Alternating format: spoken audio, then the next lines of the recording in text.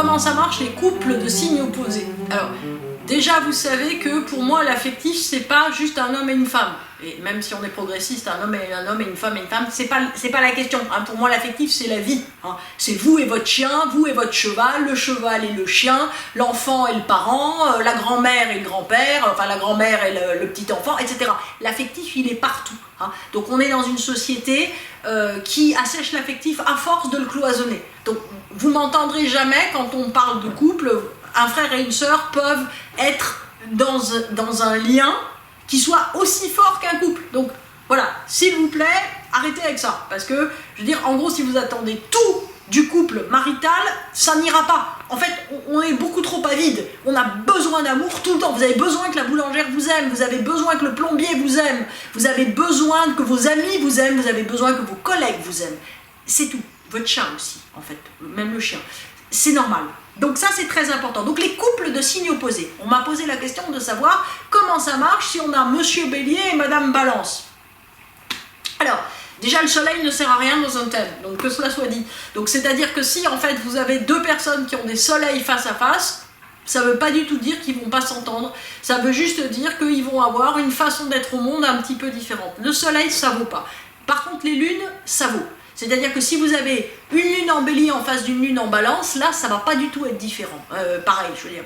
Donc là, ça va être beaucoup plus compliqué, effectivement, d'arriver à s'entendre. Pourquoi? Alors, déjà, qu'est-ce que c'est que le soleil dans un thème? Le soleil, c'est la personnalité. Vous savez ce que je dis toujours, c'est le grand sac à travers lequel, à l'intérieur duquel, on donne, effectivement, on met tous les signes de toutes les planètes, etc. Tout ce qui remplit une personnalité. C'est un sac global. Donc c'est pour ça que vous pouvez avoir un natif d'un signe et un autre natif d'un signe et avoir l'impression d'avoir deux personnes qui n'ont rien à voir. Il y a des parentés entre les personnalités. Ces parentés, c'est surtout fondé sur l'axe des nœuds en maison et en signe. C'est-à-dire que si vous avez des gens qui sont deux couples, dans un couple, dans une relation forte, avec des axes des nœuds qui sont opposés soit en signe, soit en maison, là on va avoir un impact beaucoup plus important. C'est pas notre sujet du jour. Notre sujet du jour, c'est effectivement si vous avez un soleil en face, l'un de l'autre. Je me rappelle une histoire très drôle. La dame, elle était balance, le monsieur, il était bélier. Bon. Quelqu'un téléphone en disant « Voulez-vous venir dîner à ce dîner qui a l'air très très ennuyeux ?» La dame balance « Oh, mais bien sûr, avec plaisir !» Monsieur bélier fait des bonds à côté en disant « Non mais toc toc, t'es complètement malade, on va pas y aller. » Bien sûr, voilà. Elle raccroche. Elle dit « Mais naturellement, t'as pas besoin de t'énerver. Nous n'irons pas. » Et le bélier dit « Ouf, mais pourquoi tu l'as pas dit ?»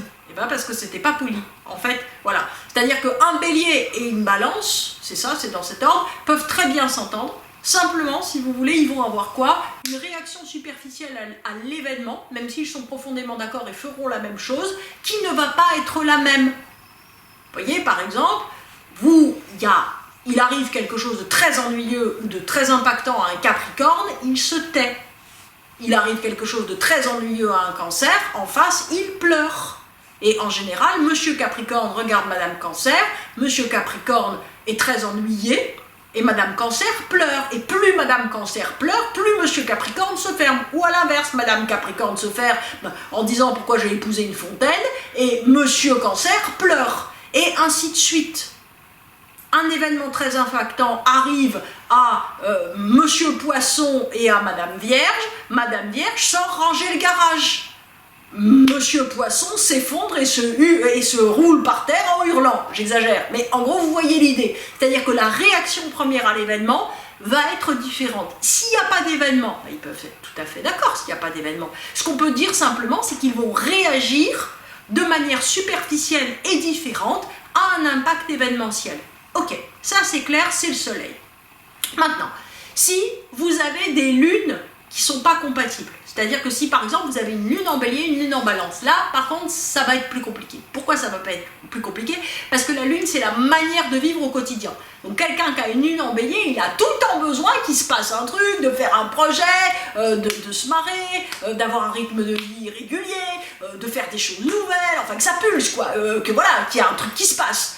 La lune en balance, elle va essayer d'ordonner les choses à jamais gravées dans le marbre et que ça bouge plus. Alors pardon pour les balances, peut-être les lunes en balance ne vont pas se reconnaître, mais en tout cas, il y a un besoin de cohérence, et il y a un besoin d'harmonie. Cette harmonie, vous pouvez la vivre à différents niveaux. Il y a beaucoup de lunes en balance qui ont besoin d'être dans des habitudes douces et agréables, mais posé, normal. Alors que le bélier, la lune en bélier, on le met là-dedans, il devient fou. Si vous avez quelqu'un qui a une lune en poisson, par exemple une lune en poisson et je sais pas moi, qu'est-ce qu'on pourrait dire en face, une lune en bélier par exemple, la lune en bélier, toujours, il va se dire, mais attends, c'est quoi ce fou qui ralentit la vie toute la journée? Parce que plus la lune en poisson va être bien, plus elle va profiter et genre se répandre sur le moment. C'est-à-dire qu'elle va ralentir, elle va profiter, elle va vivre avec intensité chaque moment, pendant que l'autre, il va faire des bonds en se disant, mais il faut qu'il se passe un truc.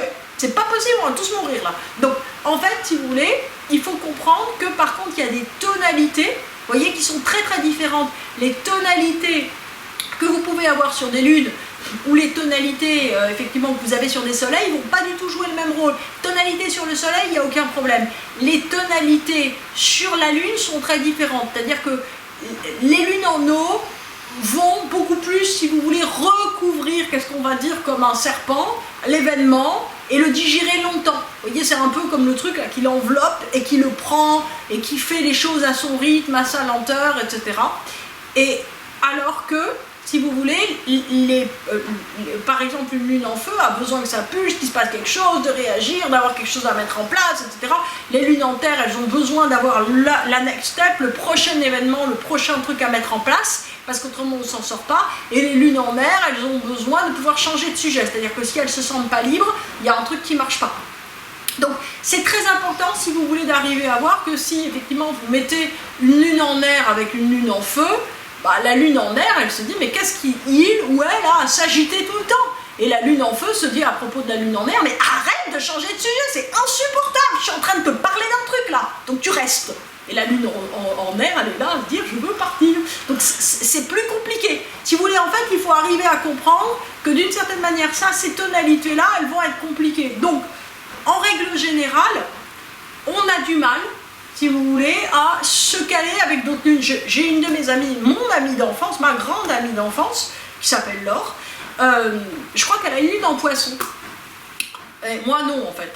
Donc j'adore Laure. Vous voyez, on peut très bien avoir des lunes pas très compatibles et pourtant adorer quelqu'un. Bon, quand Laure fait un gâteau, j'espère qu'elle va pas m'en vouloir, quand Laure fait un gâteau, elle est là à me dire, je dis, on prend de la farine, elle me dit, attends.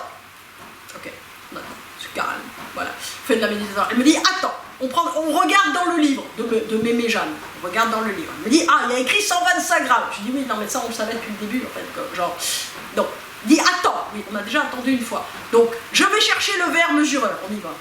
Moi, je me suis assise entre-temps, voilà. Donc, voilà, elle va chercher le verre mesureur, elle en prend. Elle me dit, ça fait 150, c'est trop? Attends, vérifions que c'est bien 125. Oui, c'est bien 125, c'est écrit là. Attends, je vérifie. Elle dit, c'est 125. Très bien. On enlève, elle me dit, attends, on va pas enlever comme ça. Mais si on enlève comme ça, on va chercher une cuillère. Attends, on entend. Bon, ok, elle enlève avec la cuillère et elle verse la farine dans le saladier. Et nous ne sommes qu'à la première demi-ligne de la recette. Moi, j'aurais déjà fait 8 gâteaux. Donc, voilà. Donc, et en fait, tout est comme ça. Donc, l'idée, si vous voulez, c'est que c'est pas du tout le même rythme. Donc, à partir de là, si vous aimez quelqu'un, vous allez prendre, de toute façon, ce qu'il est, ce qui le ressort, etc. Et vous l'aimerez. Mais je sais que si je fais un gâteau avec mon ami Laure, il faut que je me prépare psychologiquement. Parce qu'autrement, je vais devenir dingue. Clairement. Et à partir de là, si vous voulez, en fait, il faut juste prendre la mesure de qui est la personne avec laquelle vous allez passer 1 heure, 2 heures, une journée, votre vie, pour savoir si ça peut matcher ou pas. Ce qui est vrai et qui est très important, c'est que il y a des situations où on est plus déterminé à faire que ça aille que d'autres. C'est-à-dire que si, par exemple, vous avez un bébé, que vous avez attendu pendant 5 ans d'avoir un bébé, vous avez un bébé, il a une lune qui est non compatible avec la vôtre. C'est pas grave, vous gardez le bébé, il n'y a aucun problème. Vous faites avec, il n'y a pas de problème.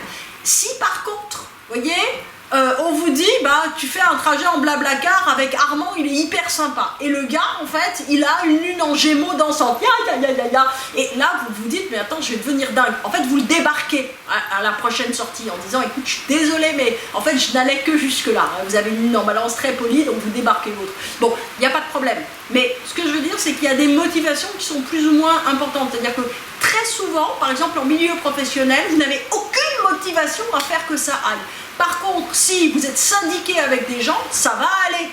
si vous avez un projet commun parce que vous voulez construire une éolienne dans votre village pour sortir de EDF ou Engie ou les mauvaises électricités, vous savez, moins de biens, plus de liens. Donc si vous voulez sortir de là, et ben à ce moment-là, vous allez vous entendre même avec des gens qui sont très différents de vous. En fait, tout le problème est quelle est la motivation qu'on met derrière la ligne. Si vous cherchez l'entente parfaite avec quelqu'un, si par exemple vous avez deux personnes qui ont une lune en Capricorne, ils vont se taire, il y a un événement, ils se taisent. Bon, ouais, c'est pas hyper dynamique. Si vous avez deux lunes en Bélier, ils vont foutre le camp les deux dans deux directions. Et ils sont où les parents? Ils sont partis, ils ont deux lunes en Bélier, mais pas dans la même direction. Et en plus, ils ont paumé leur portable, donc on les retrouve pas. Bon, et ainsi de suite. Ce qu'il faut comprendre, c'est que deux énergies compatibles, c'est pas forcément deux énergies similaires. Deux personnes similaires risquent de se foutre sur la figure. C'est une autre de mes amis que j'ai comme ça. On est hyper similaires en termes de cartes, à quelques détails près qui sont à l'opposé, mais on passe notre temps à se surénerver. Putain, on s'adore, hein, mais on s'énerve énormément. Et j'adore d'ailleurs me dire, oh mon Dieu, mais c'est mon Mercure en Sagittaire, c'est ma lune en machin, qui tout à coup réagit, etc. Moi, j'adore commander comme ça en astrologie, comme ça, je me rappelle, je suis un astrologue, donc une astrologue plutôt. Et donc, en fait, c'est très très drôle, parce qu'en fait, on peut se voir agir, mais on est le jeu de notre conditionnement, de notre incarnation, tout simplement. De même que vous portez des bûches et vous avez un problème de dos, vous aurez des sciatiques. C'est le jeu de l'incarnation, de même que vous êtes le jeu de votre carte. Mais il faut comprendre que derrière, effectivement, un positionnement de soleil ou de lune, il y a la détermination. Donc en fait, si vous voulez que ça aille, parce que vous avez choisi cette personne et c'est tout, c'est votre collègue et c'est tout, c'est votre voisin et c'est tout. Voilà, vous l'aimez et c'est comme ça. Voilà, vous aimez votre voisin parce qu'il est gentil, il est serviable, il est adorable, il est à côté, il est là. Voilà, c'est le voisin. Bah, si vous l'aimez, ça se passera bien. Voilà. Ce qu'il faut comprendre, d'une certaine manière, c'est que vous êtes plus fort que votre thème. C'est-à-dire que là où vous mettez une direction, vous allez continuer à être votre conditionnement, mais vous pouvez maîtriser ce conditionnement. Mais pour le maîtriser, encore faut-il le connaître.